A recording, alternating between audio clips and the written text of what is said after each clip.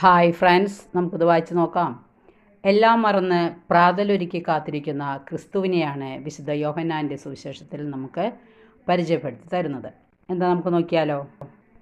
4 മണിക്കുള്ള പലഹാരം ഒരുക്കി സ്കൂളിൽ നിന്ന് വരുന്ന മക്കളെ കാത്തിരിക്കുന്ന ഒരു അമ്മയെപ്പോലെ ഈശോയും വിശുദ്ധ കുർബാനയാകുന്ന ആത്മീയ ഭക്ഷണം ഒരുക്കി പാപത്തിൽ നിന്ന് നമ്മെ കരകയറ്റാൻ കാത്തിരിക്കുന്നു. സുവിശേഷത്തിലേക്ക് തിരിയുമ്പോൾ എല്ലാം മറന്ന് പ്രാതലൊരുക്കി കാത്തിരിക്കുന്ന ക്രിസ്തുവിനെയാണ് വിശുദ്ധ യോഹന്നാൻ്റെ സുവിശേഷത്തിൽ നമുക്ക് പരിചയപ്പെടുത്തി തരുന്നത്. യേശു പറഞ്ഞു, വന്ന് പ്രാതൽ കഴിക്കുവിൻ. ശിഷ്യന്മാരെല്ലാവരും അവനോട് നീ ആരാണ് എന്ന് ചോദിക്കുവാൻ മുതിർന്നില്ല. അത് കർത്താവാണെന്ന് അവർ അറിഞ്ഞിരുന്നു.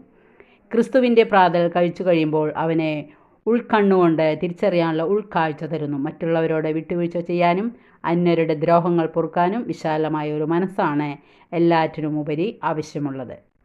ഈ ബോധ്യത്തോടെ നമുക്ക് മുന്നേറാം. സർവശക്തനായ ദൈവം നമ്മളെ അനുഗ്രഹിക്കട്ടെ. ഈ ഭാഗം എല്ലാവർക്കും ഇഷ്ടപ്പെട്ടെങ്കിൽ ലൈക്ക് ചെയ്യണേ. Okay, thank you, by.